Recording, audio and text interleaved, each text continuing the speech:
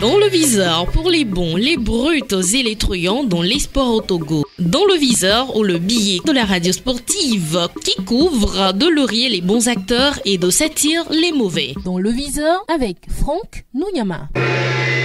Tel on fait son lit, on se couche. Proverbe séculaire et populaire, souvent utilisé en Afrique de façon littérale. Ce proverbe veut dire que si on ne prépare pas bien son lit avant de se coucher, on risque de passer une mauvaise nuit ou de faire un mauvais sommeil dans un lit mal fait, pour dire qu'il faut assumer les conséquences de ses actes et n'en vouloir qu'à soi-même. Cette introduction à la réflexion qui va suivre n'est que l'image présentée par le football togolais à ce jour. Au jour le jour, la situation autour du ballon rond national va de mal en pis et les décideurs semblent dire tant pis. Tel on fait son lit, on se couche. C'est la réalité qui gouverne, qui gangrène aujourd'hui le quotidien du football togolais. En effet, depuis plusieurs années, le cuir rond togolais tend au niveau des clubs qu'à celui des sélections est à l'arrêt, sans résultat, sans performance notable, depuis notamment la participation du Togo au mondial allemand en 2006, selon certains observateurs. Comment une participation à la compétition suprême qui puisse exister en football, la Coupe du Monde, peut-elle plonger le football d'un pays dans des problèmes au lieu de le propulser, se demandent certaines opinions qui pensent que ce serait trop aller vite en besogne que de penser que la qualification et la participation du Togo à la Coupe du Monde en Allemagne ont donné le coup d'envoi des problèmes qui envahissent ce sport sur la terre de nos aïeux. Si certains ont du mal à comprendre ce raisonnement incriminant la participation du Togo à cette fête planétaire du football, d'autres soutiennent effectivement que c'est au sortir de cette Coupe du Monde que ceux qu'ils appellent des opportunistes ou des riches, c'est selon, ont fait irruption en la matière pour tout chambouler. Selon les tenants de cet argument, ce sont des gens qui méconnaissent le milieu, donc